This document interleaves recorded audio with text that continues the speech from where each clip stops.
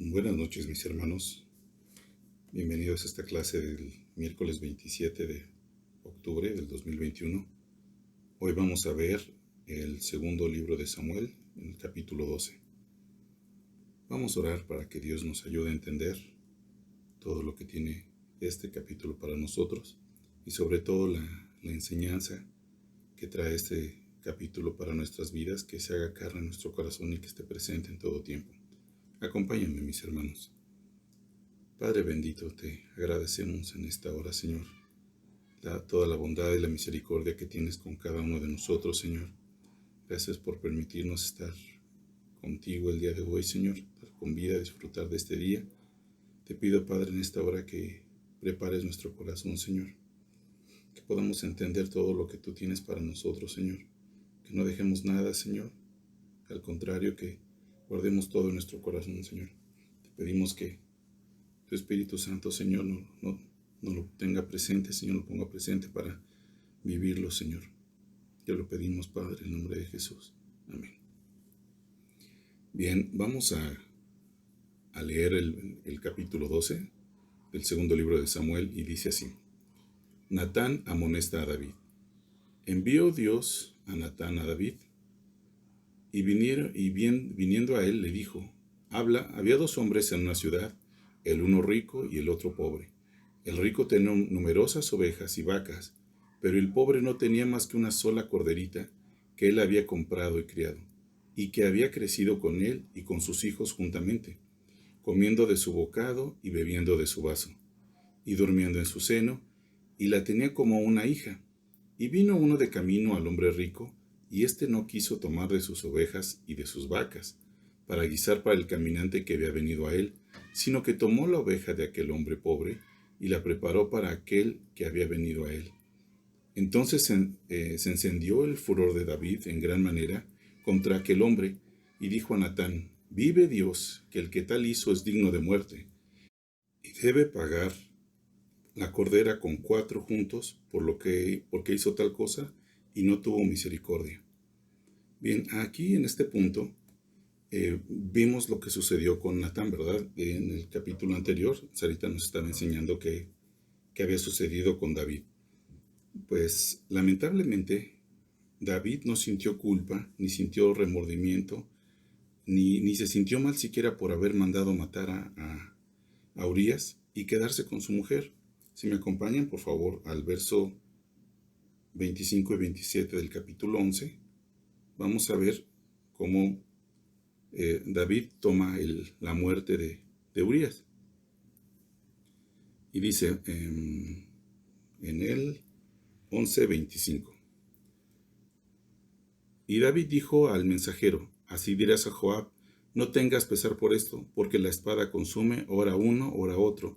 Refuerza tu ataque contra la ciudad hasta que la rindas y tú aliéntate. Oyendo la mujer de Urías que su marido Urías era muerto, hizo duelo por su marido, y pasado el luto envió a David y la trajo a su casa, y ella fue su mujer, y le dio a luz un hijo, mas esto que David había hecho fue desagradable a los ojos de Dios. Pero entonces vemos que hasta este punto David estaba tranquilo, no le pesó haber mandado matar a un hombre, y sobre todo un hombre que le era leal. Un hombre que murió por espada de su enemigo. Eso es inconcebible, ¿verdad? Cómo David, siendo un hombre tan sensible, tan a las cosas de Dios, a la voz de Dios, había tenido este comportamiento. Pero finalmente David quitó los ojos de Dios. Tomemos eso en cuenta. David quitó los ojos de Dios y lo llevó a tener este homicidio horroroso contra alguien que le era leal. Entonces, lo bueno de David, y ahí vemos por qué realmente tenía un corazón conforme al de Dios, porque lejos de justificarse, entendió el mensaje de Dios para él. Y entonces vamos a continuar leyendo en el 7, en el capítulo 12, en el verso 7, que dice así. Entonces dijo Natán a David, tú eres aquel hombre. Así ha dicho Dios, el Señor de Israel, yo te ungí por rey sobre Israel, y te libré de la mano de Saúl, y te di la casa de tu Señor y las mujeres de tu Señor en tu seno, Además te di la casa de Israel y de Judá, y si eso fuera poco, te habría añadido mucho más. ¿Por qué pues tuviste en poco la palabra de Dios, haciendo lo malo delante de sus ojos? A Urías Heteo heriste espada y tomaste por mujer a su mujer, y a él lo mataste con la espada de los hijos de Amón. Fíjense, eso es lo más terrible, más que traición, porque lo mató con la espada de los hijos de sus enemigos. Continúa en el 10, por lo cual ahora no se apartará jamás de ti, de tu casa la espada, por cuanto me menospreciaste, dice Dios, y tomaste a la mujer de Urías Heteo para que fuese tu mujer.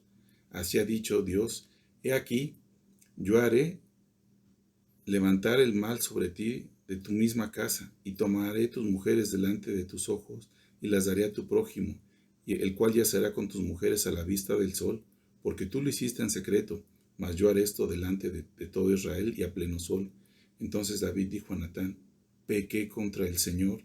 Y Natán dijo a David, también Dios ha remitido tu pecado, no morirás, mas por cuanto con este asunto hiciste blasfemar a los enemigos de Dios, el hijo que te ha nacido ciertamente morirá.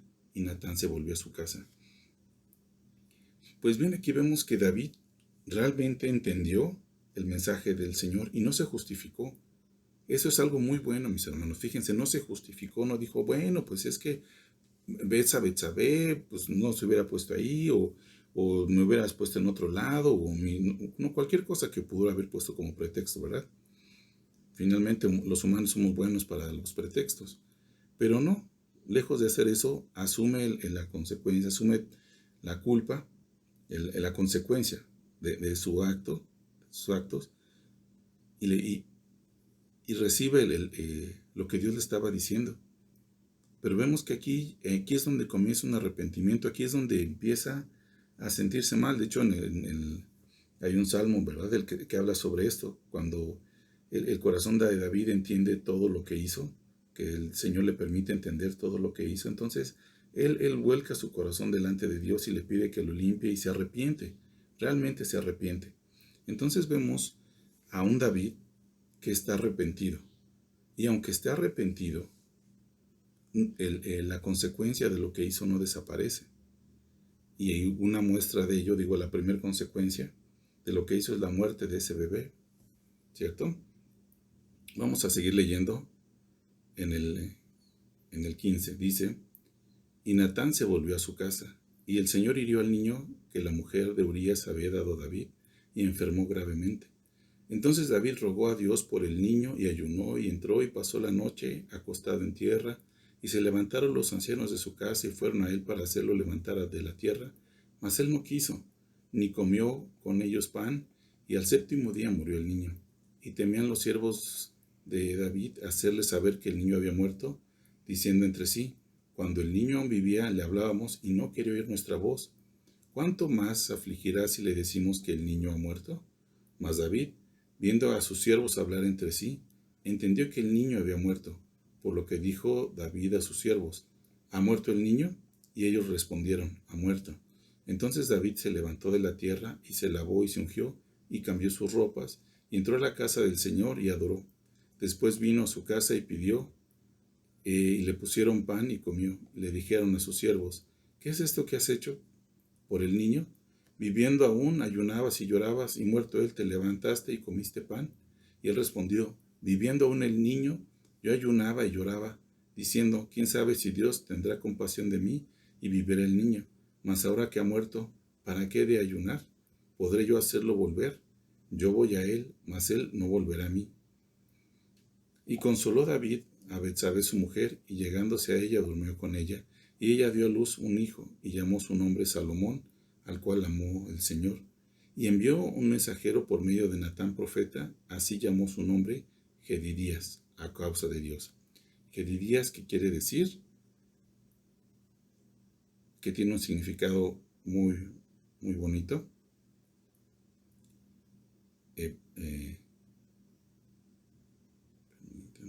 Okay. Y lo llamó Dios de esa manera, o sea, Jedidías significa el amado del Señor. Fíjate, a pesar Dios restauró esa relación entre David y él. La consecuencia siguió, pero Dios seguía amando a David. Y bueno, entonces vemos aquí cómo esta situación, digamos que fue de las más graves que tuvo David, porque eso causó mucho daño no solamente a él, sino a toda su casa. Posteriormente vamos a ver qué sucedió cuando sus hijos crecieron, ¿verdad? Todo lo que sucedió. Y bien, vamos a continuar en el 26. Dice, Joab peleaba contra Rabá de los hijos de Amón y tomó la ciudad real. Entonces envió Joab mensajeros a David diciendo, yo he puesto sitio a Rabá y he tomado la ciudad de las aguas.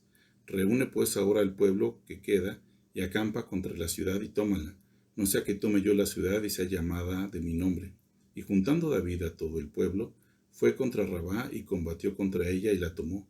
Y quitó la corona de la cabeza de su rey, la cual pesaba 1 talento de oro, y tenía piedras preciosas, y fue puesto sobre la cabeza de David. Y sacó muy grande botín de la ciudad, sacó además a la gente que estaba en ella, y los puso a trabajar con sierras, con trillos de hierro y hachas de hierro. Además hizo trabajar en los hornos de ladrillo, y lo mismo hizo a todas las ciudades de los hijos de Amón, y volvió David con todo el pueblo a Jerusalén. Vemos aquí cómo Dios no había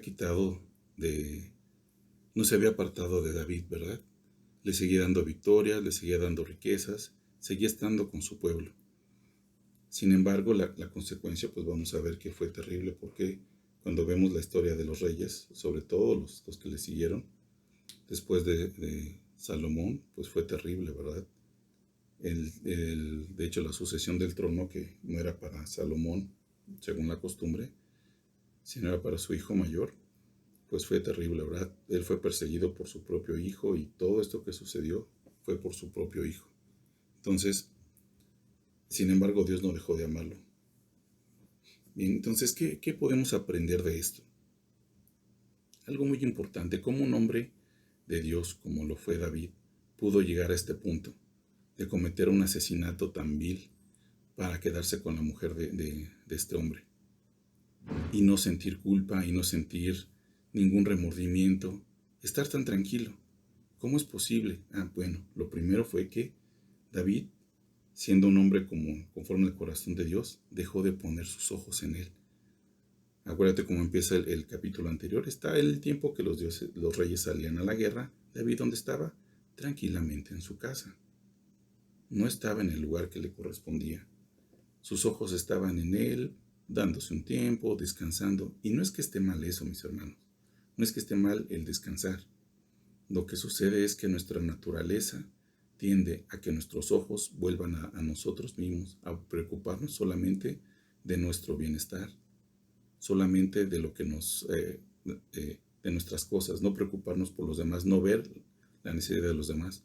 Entonces, cuando nuestros ojos están en nosotros mismos, pues cualquier cosa se nos hace pequeña.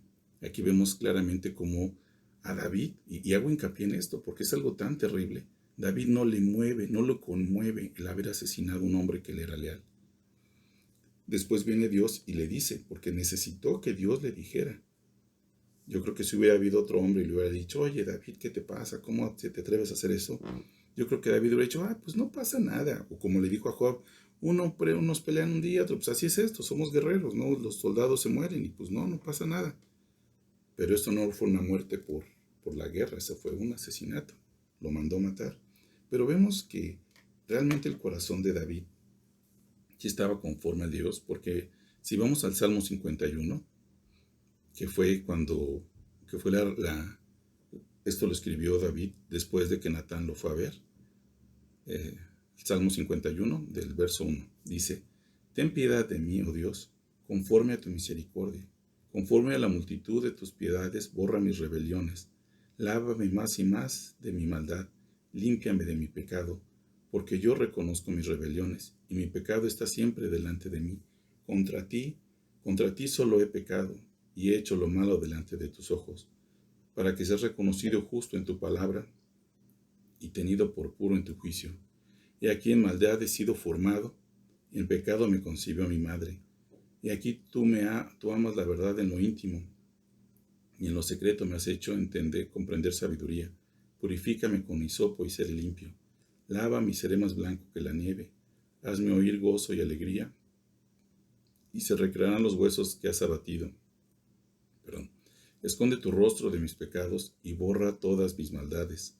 Crea en mí, oh Dios, un corazón limpio, y renueva un espíritu recto dentro de mí. No me eches de delante de ti, y no quites de mí tu Santo Espíritu. Vuélveme el gozo de tu salvación, y tu espíritu noble me sustente. Entonces enseñaré a los transgresores tus caminos, y los pecadores se convertirán a ti. Líbrame de homicidios, oh Dios, de mi salvación. Dios de mi salvación. Cantará mi lengua tu justicia. Señor, abre mis labios, y publicará mi boca tu alabanza. Porque no quieres sacrificio, que yo lo daría, no quieres holocausto. Los sacrificios de Dios son el espíritu quebrantado. Al corazón contrito y humillado no despreciarás tú, oh Dios. Haz bien con tu benevolencia a Sión, edifica los muros de Jerusalén. Entonces te agradarán los sacrificios de justicia, el holocausto o ofrenda del todo quemada. Entonces ofrecerán becerros sobre tu altar. Estas palabras, este canto, pues lo hace un David que realmente está arrepentido, que entiende lo que hizo, que no se está justificando y que está arrepentido de lo que hizo. Sin embargo, con todo, hay una consecuencia. Lamentablemente hay una consecuencia. Y bueno, vemos, ¿no?, que al final, pues muere el primer bebé y después Dios le da otro, ¿verdad?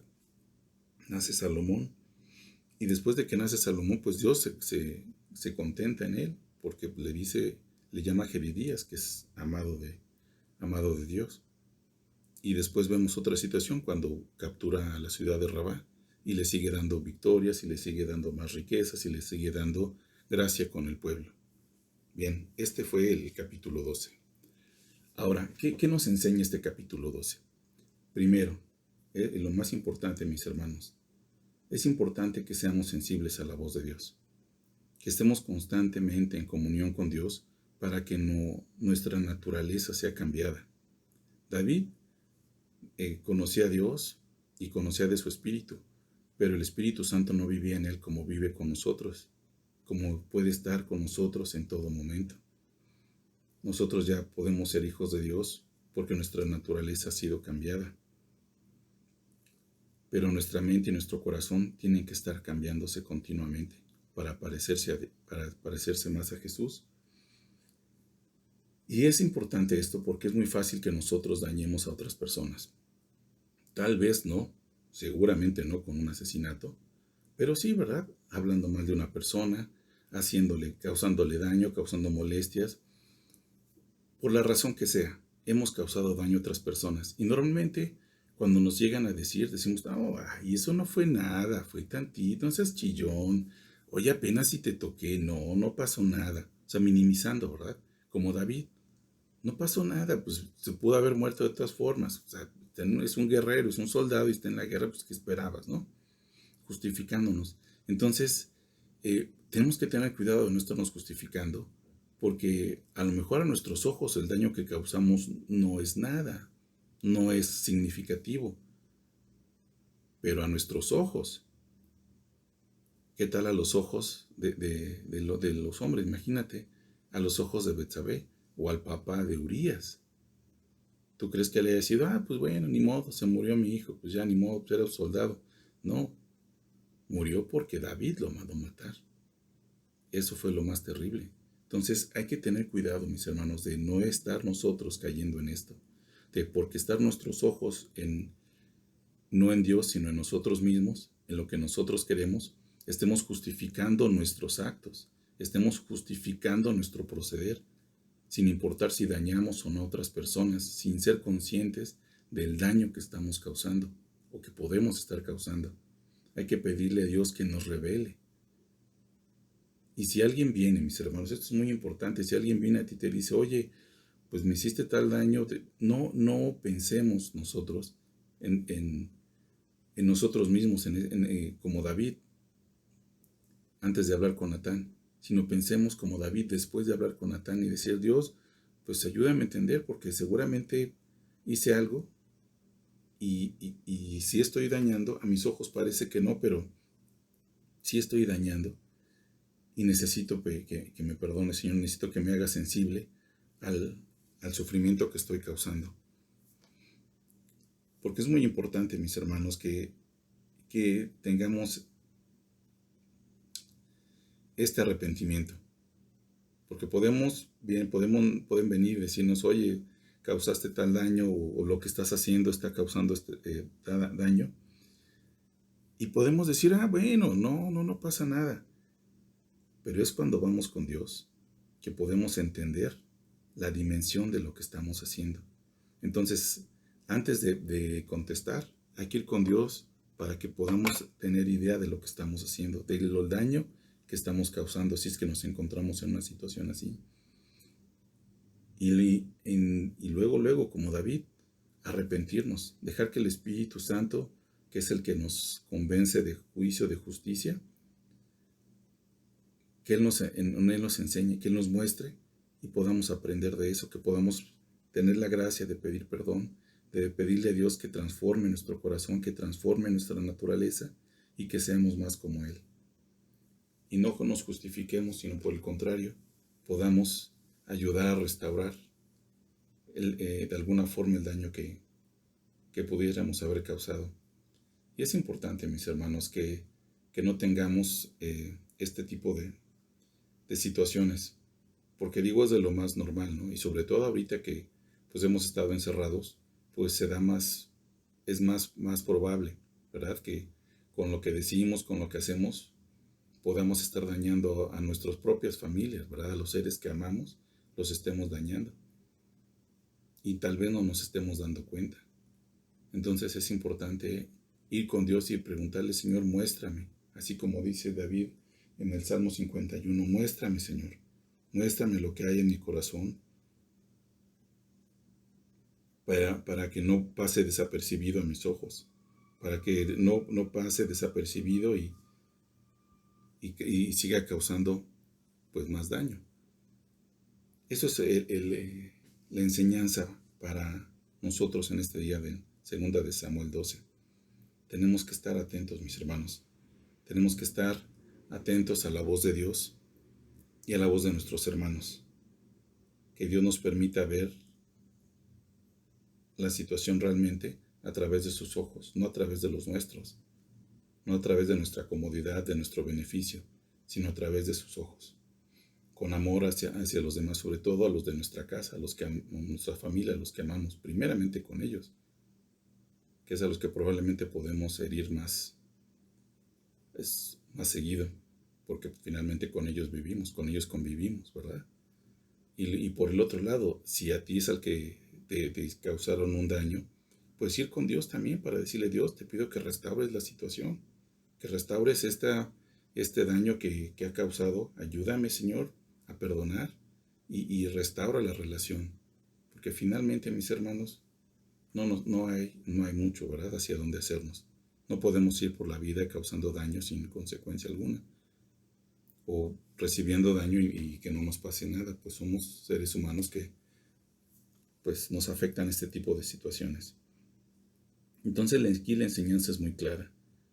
Hay que estar atentos al corazón de Dios, a la voz de Dios, para cuando Él nos revele algo que estamos haciendo, no nos justifiquemos y por el contrario, pedirle a Dios que nos lo revele para podernos arrepentir y podamos pedir perdón.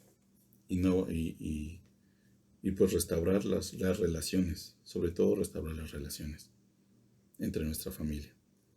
Bien, gracias por estar aquí, por escucharnos y bueno, esperamos vernos pronto. Seguimos orando por cada uno de ustedes y pidiéndole a Dios que pronto podamos reunirnos. Pero mientras tanto, mis hermanos, pues hay que seguir aprendiendo y seguir dependiendo de Dios. Hay que seguirle pidiendo a Dios cada día que Él nos ayude a transformar nuestro corazón y tener en cuenta este pasaje que en Mateo, que Jesús nos dice, vengan a mí los que estén trabajados y cargados, que yo los haré descansar. Bien, mis hermanos, que tengan una buena noche y una buena semana, bueno, lo que resta de la semana. Que Dios les bendiga.